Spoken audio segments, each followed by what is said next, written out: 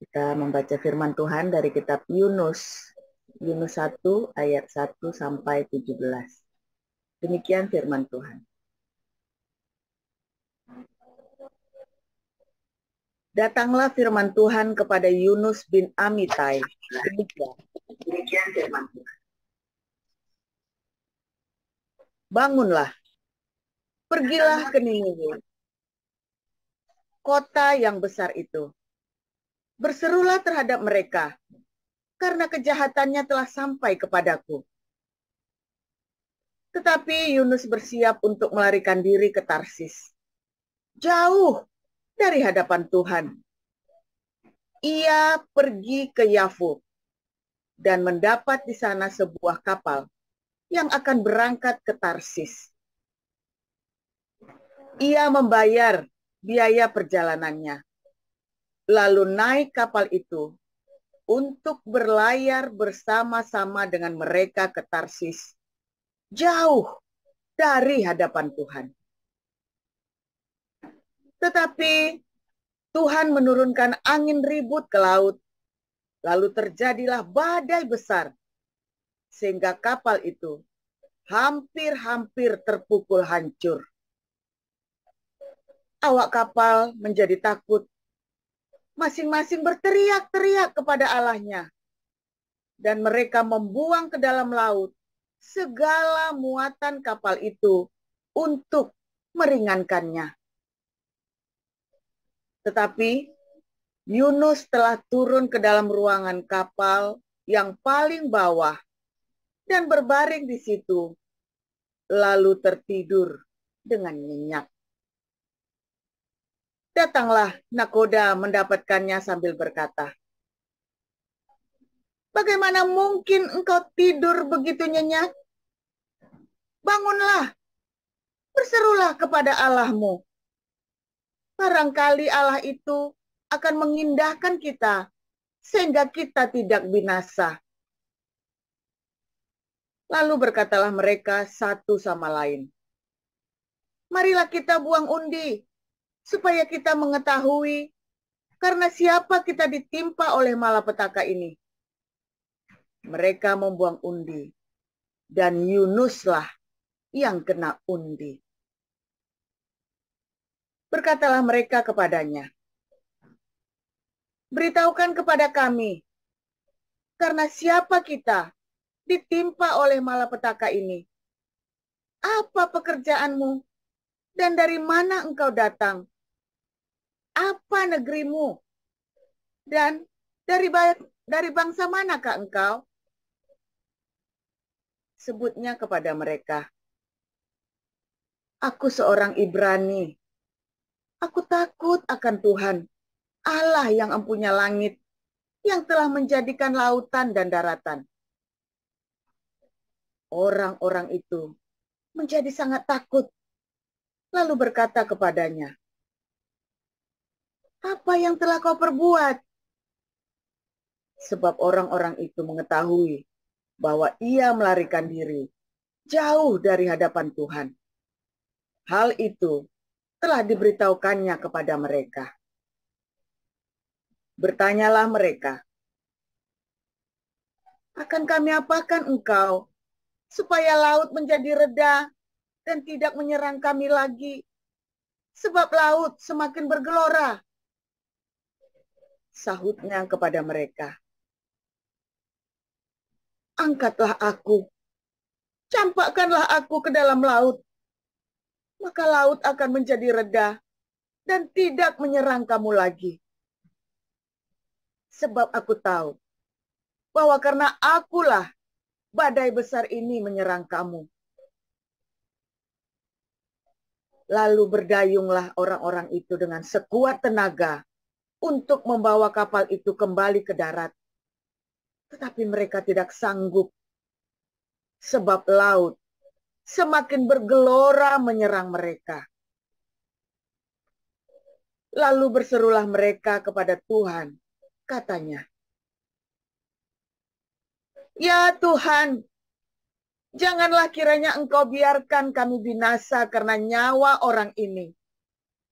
Dan janganlah Engkau tanggungkan kepada kami darah orang yang tidak bersalah. Sebab Engkau, Tuhan, telah berbuat seperti yang Kau kehendaki. Kemudian mereka mengangkat Yunus, lalu mencampakkannya ke dalam laut, dan laut berhenti mengamuk. Orang-orang itu menjadi sangat takut kepada Tuhan, lalu mempersembahkan korban sembelihan bagi Tuhan, serta mengikrarkan nazar. Maka atas penentuan Tuhan, datanglah seekor ikan besar yang menelan Yunus, dan Yunus tinggal di dalam perut ikan itu 3 hari, 3 malam lamanya. Demikian. Terima kasih, Bunda Diana. Silakan, Mbak Naomi. Kisah Para Rasul 27. Setelah diputuskan bahwa kami akan berlayar ke Italia, maka Paulus dan beberapa orang tahanan lain diserahkan kepada seorang perwira yang bernama Julius dari pasukan Kaisar. Kami naik ke sebuah kapal dari Adramyttium yang berangkat ke pelabuhan-pelabuhan di sepanjang pantai Asia. Lalu kami bertolak. Aristarkus, seorang Makedonia dari Tesalonika, menyertai kami. Pada keesokan harinya kami singgah di Sidon. Julius memperlakukan Paulus dengan ramah dan memperbolehkan mengunjungi sahabat-sahabatnya supaya mereka melengkapkan keperluannya. Oleh karena angin sakal, kami berlayar dari situ menyusur pantai Siprus, dan setelah mengarungi laut di depan Kilikia dan Pamfilia, sampailah kami di Mira, di daerah Likia. Di situ perwira kami menemukan sebuah kapal dari Alexandria yang hendak berlayar ke Italia. Ia memindahkan kami ke kapal itu. Selama beberapa hari berlayar, kami hampir-hampir tidak maju, dan dengan susah payah kami mendekati Knidus. Karena angin tetap tidak baik, kami menyusuri pantai Kreta melewati Tanjung Salmone. Sesudah kami dengan susah payah melewati tanjung itu, sampailah kami di sebuah tempat bernama Pelabuhan Indah dekat kota Lasea. Sementara itu sudah banyak waktu yang hilang. Waktu puasa sudah lampau dan sudah berbahaya untuk melanjutkan pelayaran. Sebab itu Paulus memperingatkan mereka, katanya, "Saudara-saudara, aku lihat bahwa pelayaran kita akan mendatangkan kesukaran-kesukaran dan kerugian besar, bukan saja bagi muatan dan kapal, tetapi juga bagi nyawa kita." Tetapi perwira itu lebih percaya kepada jurumudi dan nahkoda daripada kepada perkataan Paulus. Karena pelabuhan itu tidak baik untuk ditinggal di situ selama musim dingin, maka kebanyakan dari mereka lebih setuju untuk berlayar terus dan mencoba mencapai kota Phoenix untuk tinggal di situ selama musim dingin. Kota Phoenix adalah sebuah pelabuhan pulau Kreta yang terbuka ke arah barat daya dan ke arah barat laut. Pada waktu itu angin sepoi-sepoi bertiup dari selatan. Mereka menyangka bahwa maksud mereka sudah tentu akan tercapai. Mereka membongkar sauh, lalu berlayar dekat sekali menyusur pantai Kreta. Tetapi tidak beberapa lama kemudian, turunlah dari arah pulau itu angin badai yang disebut angin timur laut. Kapal itu dilandanya dan tidak tahan menghadapi angin halauan. Karena itu kami menyerah saja dan membiarkan kapal kami terombang-ambing. Kemudian kami hanyut sampai ke pantai sebuah pulau kecil bernama Kauda. Dan di situ dengan susah payah kami dapat menguasai sekoci kapal itu. Dan setelah skoci itu dinaikkan ke atas kapal, mereka memasang alat-alat penolong dengan meneliti kapal itu dengan tali. Dan karena takut terdampar, di benting Sirtis, mereka menurunkan layar dan membiarkan kapal itu terapung-apung saja. Karena kami sangat hebat, diombang-ambingkan angin badai, maka pada keesokan harinya mereka mulai membuang muatan kapal ke laut.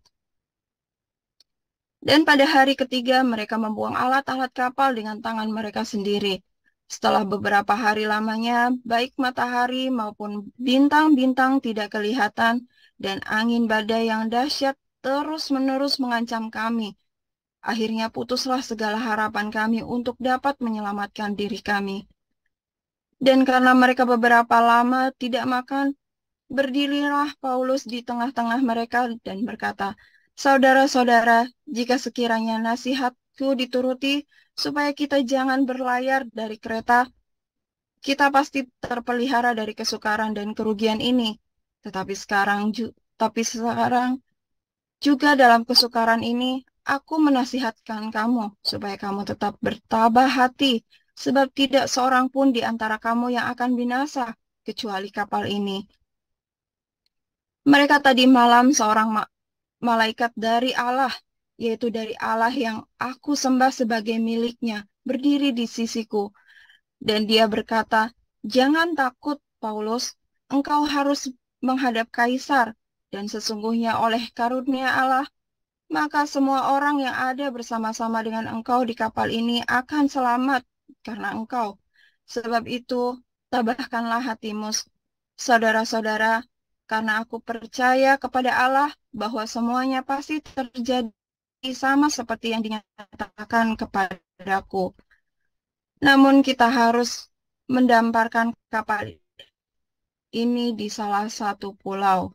Demikian. Baik. Malam yang ke-14 sudah tiba dan kami masih tetap terombang-ambing di Laut Adria.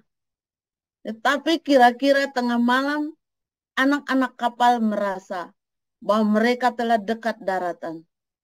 Lalu mereka mengulurkan batu duga, dan ternyata air di situ 20 depa dalamnya. Setelah maju sedikit, mereka menduga lagi, dan ternyata 15 depa. Dan karena takut bahwa kami akan terkandas di salah satu batu karang, mereka membuang 4 sauh di buritan. Dan kami sangat berharap, mudah-mudahan hari lekas siang. Akan tetapi, anak-anak kapal berusaha untuk melarikan diri dari kapal. Mereka menurunkan sekoci dan berbuat seolah-olah mereka hendak melabuhkan beberapa sauh di haluan. Karena itu, Paulus berkata kepada perwira dan prajurit-prajuritnya, "Jika mereka tidak tinggal di kapal, kamu tidak mungkin selamat." Lalu prajurit-prajurit itu memotong tali sekoci dan membiarkannya hanyut.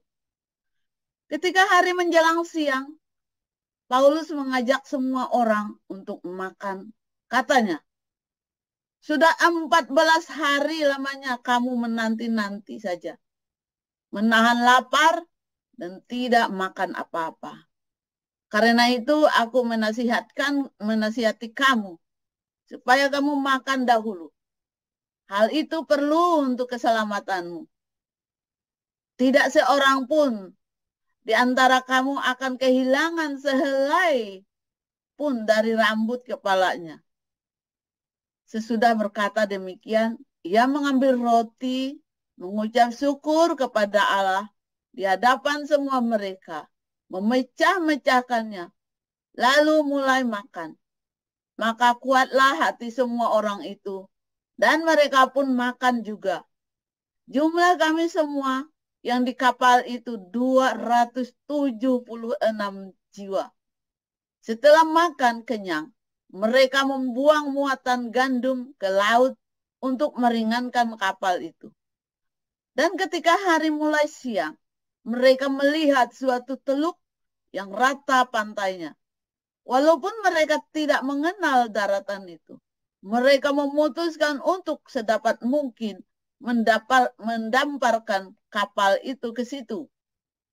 Mereka melepaskan tali-tali sauh, lalu meninggalkan sauh-sauh itu di dasar laut. Sementara itu mereka mengulurkan tali-tali kemudi memasang layar topang supaya angin meniup kapal itu menuju pantai. Tetapi mereka melanggar busung pasir dan terkandaslah kapal itu. Haluannya terpancang dan tidak dapat bergerak, dan buritannya hancur dipukul oleh gelombang yang hebat. Pada waktu itu, prajurit-prajurit bermaksud untuk membunuh tahanan-tahanan, supaya jangan ada seorang pun yang melarikan diri dengan berenang. Tetapi perwira itu ingin menyelamatkan Paulus. Karena itu, ia menggagalkan maksud mereka dan memerintahkan supaya orang-orang yang pandai berenang lebih dahulu terjun ke lautan dan naik ke darat. Dan supaya orang-orang lain menyusul dengan mempergunakan papan atau pecahan-pecahan kapal. Demikianlah mereka semua selamat naik ke darat. Demikian pembacaan firman Tuhan. Terima kasih, Bu Cinta. Amin. Amin. Terima kasih, Bu Lucy dan Mbak Naomi. Kita akan mendengarkan renungan firman Tuhan yang berjudul Israel di Tengah Badai oleh gembala kita, Pastor Jessica Olsa. Silakan, Pastor. Ya, tolong ditampilkan Yunus 1 ayat 9. Ya. Oke, luar biasa ya. Israel, selalu cerita Israel karena menarik sekali minggu ini, saudara ya. Kalau kita bicara Israel, saudara. Ya, aku seorang Ibrani, ya kan? Aku seorang Ibrani, aku takut akan Tuhan Allah yang mempunyai langit, yang telah menjadikan lautan. Sebentar ya.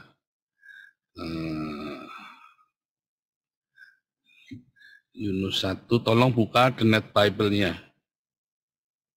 The Net Bible-nya.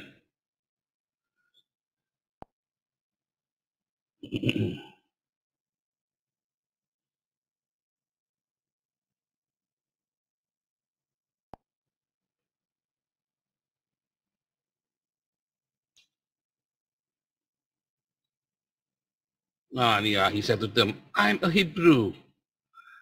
Wah, kalau zaman itu, kalau bilang dia merujuk suatu bangsa, berarti dia adalah seorang, merujuk suatu bangsa, berarti adalah ideologi, berarti itu agamanya dia, saudara. Berarti itu apa yang ia yakini. Allah orang Moab, Allah orang Amalek, Allah Filistin, Allah orang Arab, Allah Quraisy, itu ya, di zaman itu ya, zamannya Yunus ini, dari zaman Nimrod sampai dengan bahkan sampai ke zaman Paulus ya. Nah, kemudian di era perjanjian baru ya menjadi agama bagi bangsa-bangsa ya. Dia bilang I'm a Hebrew ya, Ibri Anochi. Bagus ya, Ibri Anochi. Dia bilang Ibri Anochi, aku seorang Ibrani. Ya. Dengan kataan I worship the Lord, the God of heaven who made the sea and the dry land. Nah, kata worship ini sebenarnya kurang pas, saudara. Coba diklik worship-nya, kliknya worship itu, kanan, nah di bawahnya sebelah kirinya the Lord, sebelah kirinya the Lord. Nah, ya kan, Yare ya. Jadi dia bilangnya begini ya, Ibri atau Ibri Anochi ya, Wa'et Adonai Elohe Yare, gitu ya. Bagus saudara ya. Jadi aku takut akan Tuhan. Kalau bilang takut di zaman perjanjian lama itu benar-benar takut kan. Benar-benar begitu ngewel saudara ya. Benar-benar ngewel, takut. Fear, takut benar. Mengapa takut? Karena dia kalau ketemu Tuhan pasti mati. Dan Tuhan itu begitu nyata dalam hidup orang-orang Ibrani ini. Sosok ya, personifikasi Tuhan itu begitu nyata, saudara. Ya, dimulai dari Sinai yang menggelegar sampai seluruh orang Israel takut, dan takutnya itu sampai turun-turunan. Ya, Dan bagaimana nabi-nabi yang melihat kejahatannya orang Israel, lalu mereka bertemu ya dengan personifikasi Tuhan sampai mereka takut, ya saudara ya. Nah kemudian itu ditiru sama Nabi ke-25 dengan personifikasinya yang berbeda. Takutnya ketakutan haunted setan, Bu. Ya. Kalau takut Tuhan ini, Yare ini takut bukan haunted setan, saudara. Tapi karena ada kekudusannya dan aduh, gitu ya, bukan sampai terkencing-kencing begitu, bukan saudara ya, tapi benar-benar menggetarkan hatinya. Bagus ya saudara ya.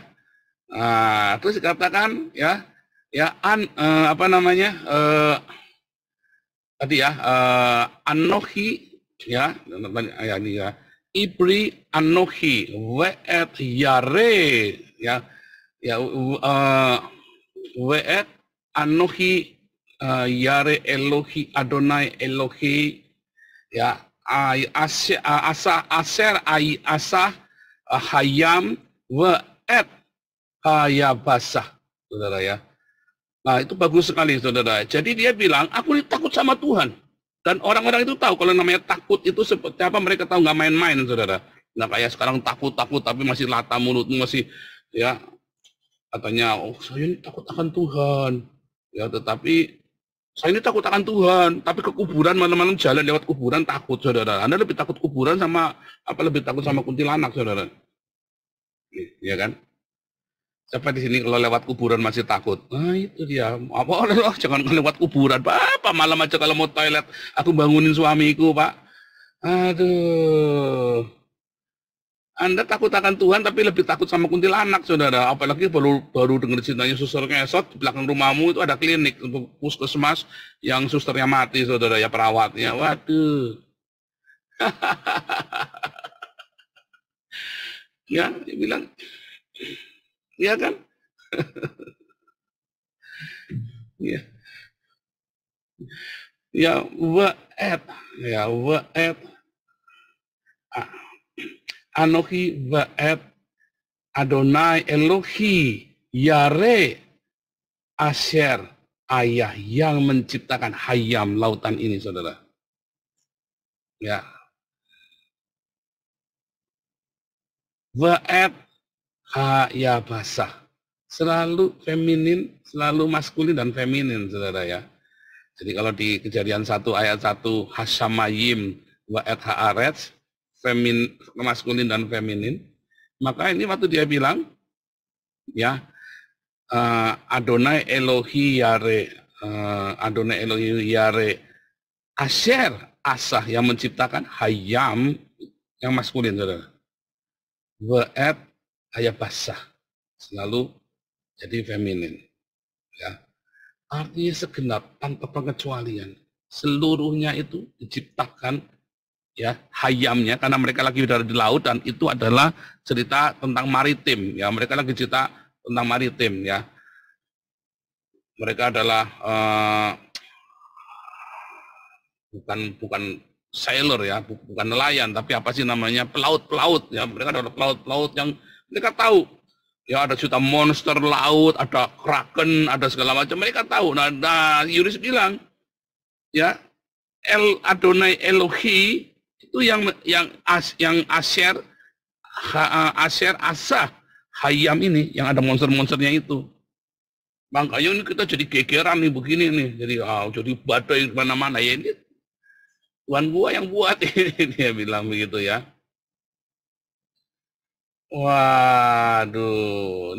Waduh kamu nih gimana ya, dia bilang Hayam wa'et Hayabasah ya, yang di lautan itu dan tanah yang kering itu ya.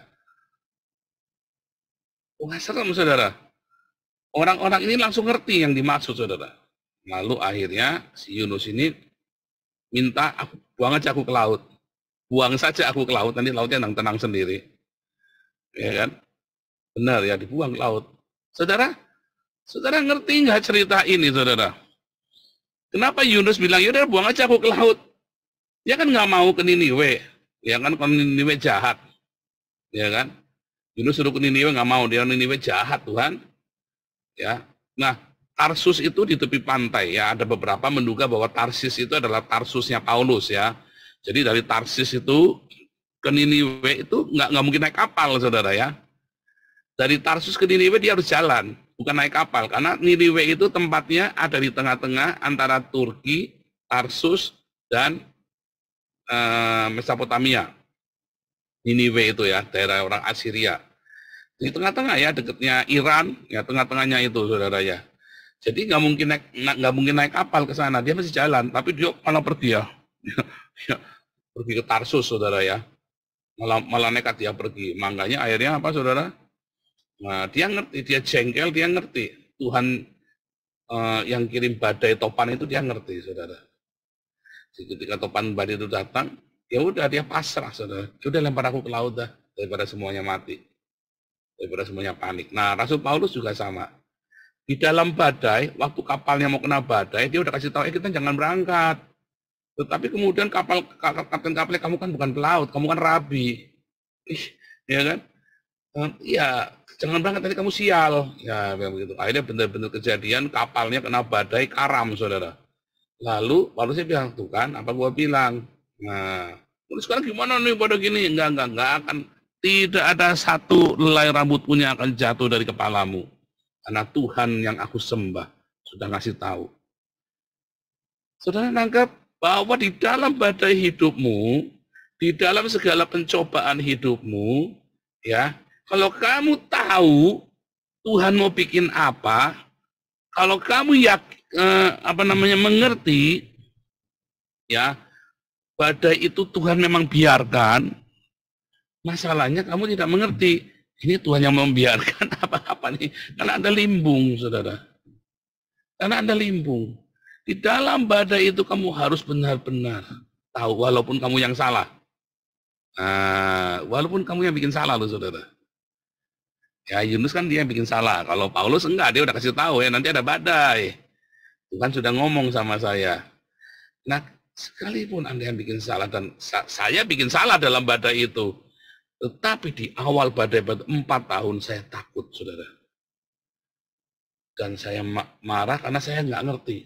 Karena saya tidak, waktu itu iman saya lost semua, saudara. Saya kehilangan iman saya, faith, bahwa Tuhan bekerja dalam segala sesuatu, sekalipun dalam badai. Saya lost faith, saudara. Di situ limbung, saudara. Makanya orang-orang yang Yunus itu, teman-teman di kapalnya, orang-orang di kapal itu panik semua, saudara. Wah, jadi tanda karu-karuan karena mereka tidak tahu dan tidak ada pengharapan di tengah badai. Tidak ada sauhnya, kata Yakobus, pengharapan adalah sebuah sauh, saudara. Karena orang-orang Roma ini dan orang-orang yang sama Paulus di kapal itu kena badai tidak punya sauh yang sejati, saudara. Wah, diombang-ambing hidupmu, saudara. Dan badai itu akan terus berlalu. Oh, bukan, berulang, saudara. Enak aja berlalu. Kan tadi dibilang kapalnya nggak maju-maju kan. Sampai pecah, sampai kamu mati, saudara. Sampai tewas, sampai kamu habis hancur. Kecuali kamu tahu itu badai. Ya, nurut sama Tuhan. Badai itu dalam tanda kutip dari Tuhan, ya, dari Adonai Elohe Asher, yang Asah yang membuat Hayam et Hayam wa et Hayabasah, yang membuat laut di mana ada badai itu berada dan buat tanah kering di mana kamu nanti bisa selamat di sana. Kamu ada di tengah badai, Tuhan yang bikin. Kamu ada tanah kering, Tuhan juga yang bikin. Kamu mau keluar dari badai ke tanah kering, itu hanya maunya Tuhan saja. Makanya kamu harus cari maunya Tuhan. Seram, saudara. Orang Yahudi, ya, kalau yang Anda ikut kalau yang Anda ikut itu ya sesi kedua tentang pembahasan analisa dan update informasi Israel Hamas, saya sering bilang ya, saya tanya sama salah satu teman, ya, teman sekelas saya, satu dosen pembimbing, tentang kamu tuh dibuang sama orang Yahudi, Ya, kamu pertama nih di Babilonia buang, 10 suku hilang, tinggal 3 suku. Terus kemudian dijajah Roma, kemudian digenosid, ya kan, ngalami zaman perang salib kan ikut digenosida, inkuisisi Spanyol, genosida Hitler, ya dibuang sama orang-orang Islam dari zamannya Muhammad, ya dibuang, dikhianati sama Muhammad, dikeluarkan dari Medina dan dari negara-negara Islam. Sempat disingkirkan ya. Apalagi saudara, sekarang kamu diserbu habis-habisan. Kamu tidak marah sama Tuhan. Kamu tidak kecewa, tidak pahit hatimu. Lalu si Ruben ini ya dan profesor saya seorang rabai namanya Yosi Kayes. Kalau Anda browsing Yosi Kayes, dia itu yang nulis buku Kabalah. Ya, dia rabai jago Kabalah, saudara ya. Banyak buku Kabalah, beliau itu rata-rata itu beliau yang nulis ya, Yosi Kayes. Nah, dia bilang yang terjadi dengan kami tahu karena kami tidak ikut apa yang Tuhan firmankan dalam Torah dan kitab para nabi. Ya. Kemarin waktu Israel nyerang Hamas, Hamas nyerang Israel, itu hari apa saudara? Hari Sabat. Di situ orang joget-joget ya, ada yang sampai mabuk, ada yang apa saudara. Saudara, lalu mereka diberondong lagi apa? Ditembakin ya sama Hamas. Lalu orang-orang bertanya, wah kok katanya Tuhan beserta Israel kok bisa kebobolan? Kan jawabannya gampang saudara, lah mereka nggak naikkan hari Sabat kok. Itu kan negara Israel, itu kan negaranya orang merayakan hari Sabat. Kenapa dia nggak merayakan hari Sabat? Makanya disitulah saudara miss-nya. Apakah Tuhan menghukum? Ya bukan. Kan ditanya, kamu Tuhan yang menghukum? Ya bukan lah. Orang Israel membiarkan mereka, tentara IDF membiarkan mereka, pemerintah dan para penatuannya, Knessetnya membiarkan mereka juga lagi hari Sabat malah ajojing mabuk-mabuk di tengah bolong, kan menghina sekali saudara. Ya dibiarkan saja lah ya, gimana? IDF-nya juga nggak ada yang mau jaga. Oh saya nggak mau, nanti saya terkutuk, saya tidak menghormati hari Sabat, kan bilang udah jelas ya perintah Tuhan bahwa hormatilah hari Sabat. 10 hukum Taurat kan, hormatilah hari Sabat. Jadi mereka tahu ketika mereka terbuang, karena ada sesuatu yang salah dengan mereka sama Tuhan.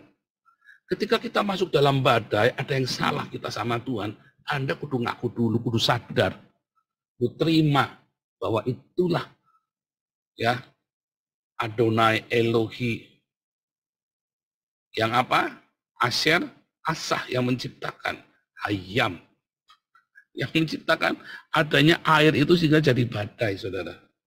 Dan kamu ngacok di dalamnya sehingga air yang harusnya menjadi berkat, menjadi kehidupan bagimu menjadi kutuk. Nah kalau ditimbang ya, coba lihat ya, ini orang-orang yang takut sama Adonai Elohim, saudara ya, orang-orang IDF ini.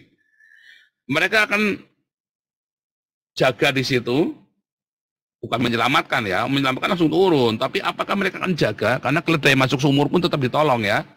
Di dalam Talmud itu keledai masuk sumur, walaupun itu hari Sabat, kalau keledai masuk sumur ya ditolong. Tetapi bukan terus dia ngurusin keledainya supaya jangan masuk sumur di hari Sabat. Tahu bedanya? Keledai kalau sudah masuk sumur baru ditolong.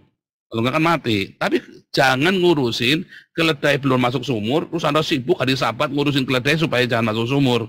Sama, ini kan orang-orang yang tidak merayakan Sabat, tidak menghormati Sabat. Ya IDF nggak bisa apa-apa. Tapi kalau dia sudah tembakin, ya langsung datang.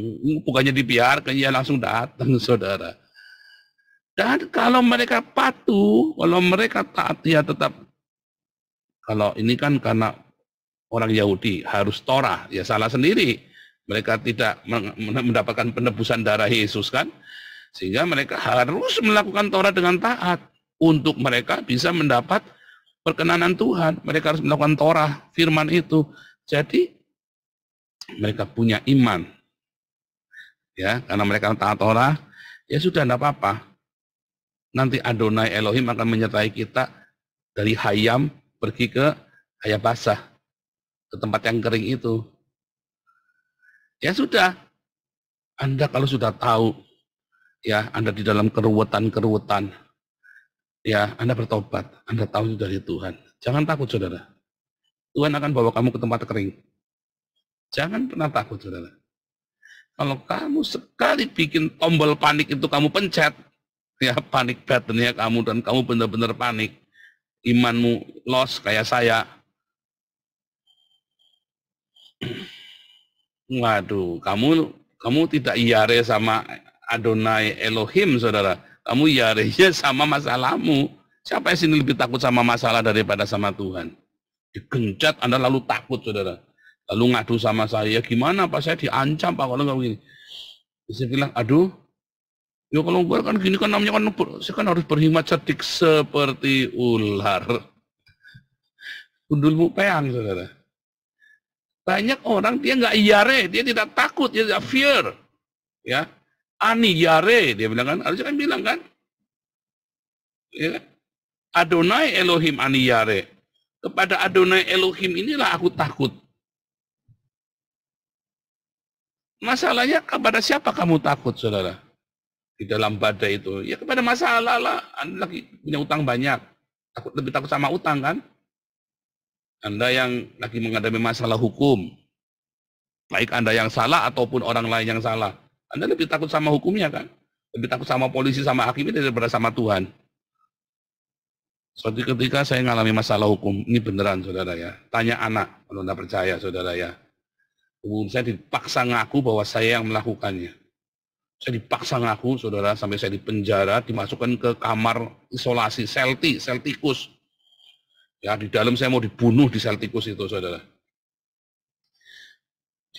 Tapi waktu itu saya sudah puasa 40 hari 40 malam. Saya baru keluar dari puasa 40 hari 40 malam.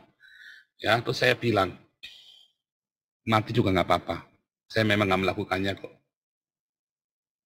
Serius, saudara, sungguh, saudara. Saya ngomong seperti itu, tanya Ana deh.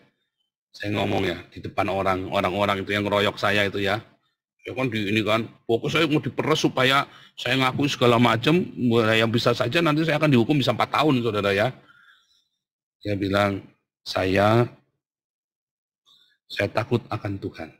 Oh serius, saudara, saya ngomong begitu ya. Saya takut akan Tuhan. Dari SMP nyontek aja saya enggak pernah. Nyontek aja saya enggak pernah, saya bilang. Saya takut akan Tuhan. Ya.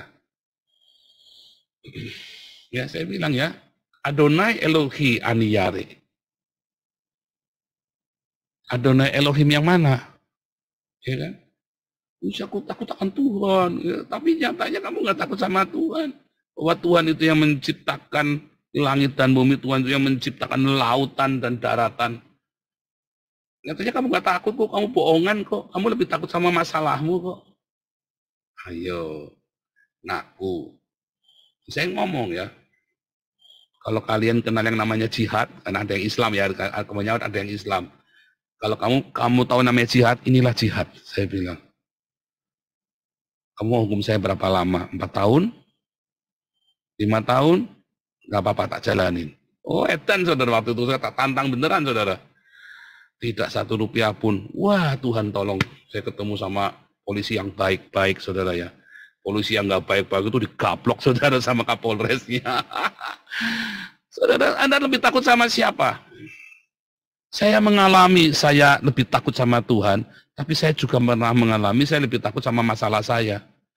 Saudara tahu masalah saya, ya, yang ketika saya berkata, saya takut akan Tuhan, itu lebih besar, masalah saya itu lebih besar dan lebih mengerikan, dan saya benar-benar sudah tikut kejepit got, saudara ya, udah tikus kejepit, perangkap tikus, kejepit pintu, basah kuyup, masuk got, pokoknya apapun yang Anda bisa sebutkan, udah nggak mungkin lolos. Dibanding dengan masalah saya, ketika saya lebih takut sama masalah, sebenarnya bukan takut masalah, saudara. Saya tidak takut masalahnya, saya takut dengan harga diri saya, kesombongan saya, egonya saya. Kan harus jujur juga kan. Sekarang saya mengerti, ya, kalau saya tetap konsisten bahwa saya lebih takut ya akan Tuhan, Adonai Elohe aniyare, maka kepada Tuhan aku lebih takut daripada pada masalah-masalah lolos, saudara. Bagaimana dengan Anda? Anda lebih takut sama siapa? Ya, Rasul Paulus bilang, percayalah Tuhan yang aku sembah sudah ngomong, sehelai rambut pun tidak akan jatuh dari kepalamu, saudara. Sekalipun seakan-akan masalah itu mengepung, mengintimidasi kamu, lolos, saudara. Jangan ngomong enggak, saudara. Lolos. Saya sudah ngalamin, saudara ya. Serius. Jangan bilang enggak, lolos. Sekalipun sudah di ujung udah mepet gitu, jalanin terus, saudara. Ya, jalanin. Sampai rasanya nyawa itu mau dicabut dari raga, oh no problem, saudara, jalani, saudara, jangan takut. Kan mati pun masuk surga kan. Nah, ini kenapa masih takut, saudara? Tapi kan aku khawatir nanti keluarga gimana? Ya jangan khawatir. Seperti Daniel, Sadrah, Mesah, Abednego, sekalipun Tuhan yang kami sembah ini tidak nolong kami, ya aku tetap percaya, aku tetap takut ya kepada Tuhanku, ya Adonai Elohi Aniyare, hanya kepada Tuhan saja aku takut. Tuhan yang menciptakan langit dan bumi, ya kan? Tuhan yang menciptakan lautan dan daratan. Tuhan yang menciptakan seluruh hidup kita, semesta ini. Nah, kepada siapa kita takut? Ya, orang Yahudi ini, waktu saya ajak ngomong, saya sampai tersentuh sekali ya. Loh, kamu ngerti itu jadi ya? Iya, kita tahu. Jadi si profesor saya, Rabai juga bilang, nah tadi kan kamu nanya, udah dijawab. Kita seperti itu. Orang Yahudi seperti dia tahu. Jadi ketika kita bikin masalah, kita tahu bahwa apa? Kita harus bertobat. Tapi kalau celakanya, kalau kamu tidak ada rasa takut akan Tuhan itu, saudara. Kamu bikin masalah, kamu tidak ngerti salahnya di mana. Nah itu repotnya, saudara. Sehingga kamu tabrak sana, tabrak sini. Tapi kalau kamu tahu, kamu bikin salah, bahwa dan kamu punya rasa takut, ya takut pada siapa? Takut kepada Tuhan yang menciptakan langit dan bumi, yang kita kenal di dalam nama Yesus Kristus. Anda tahu kepada siapa kamu harus bertobat dan minta pertolongan. Maka kan ada pertolongan, sehelai rambut pun tidak akan jatuh. Sekalipun kelihatannya sudah di ujung tanduk, udah nggak mungkin, nggak ada jalan keluar. Bisa tiba-tiba Tuhan kirim kereta berapi dari sorga, saudara, buat angkat kamu, saudara. Ya, bilang amin dong. Ya, Tuhan Yesus memberkati.